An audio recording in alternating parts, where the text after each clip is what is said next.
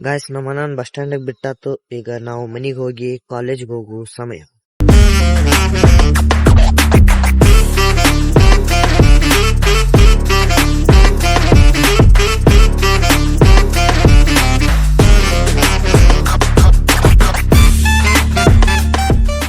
Guys ನಿನ್ನೆ ಸೋಮವಾರ ಸಂತೆ ರಾಯಬಾಗೆಲ್ಲ ಹಂಗಾಗಿತ್ತು ನೋಡ್ರಿ. ಬಟ್ ಇದು ನಿಂಗ ಬಿಡಲ್ಲ, ಕ್ಲೀನ್ ಮಾಡ್ತಾರು. ನಾವು ಒಂದು ಸ್ವಲ್ಪ ಜಲ್ದಿ ಬಂದೀವಿ, ಕ್ಲೀನ್ ಆಗ್ತೈತೆ ಅದು.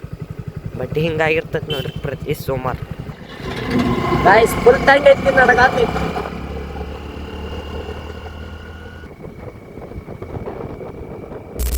ಗಾಯ್ಸ್ ನಾ ಎಷ್ಟು ಜಲ್ದಿ ಅವಾಗ ಎದ್ದಿಲ್ಲ, ರೇರ್ ನಾ ಹಿಂಗೆ ಹೇಳೋದು. ಇವತ್ತು ಎದ್ದನಿ, ಸ್ವಲ್ಪ ಫೇಸ್ ಡಿಫ್ರೆನ್ಸ್ ಕಾಣೈತೆ, ಅಡ್ಜಸ್ಟ್ ಮಾಡ್ಕೊರಿ.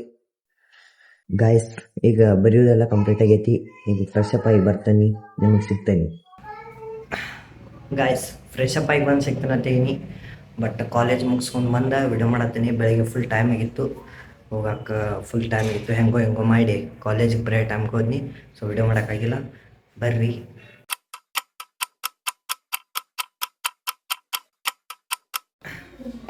ಗಾಯ್ಸ್ ಟೈಮ್ ಕರೆಕ್ಟ್ 8 ಆಗೈತಿ.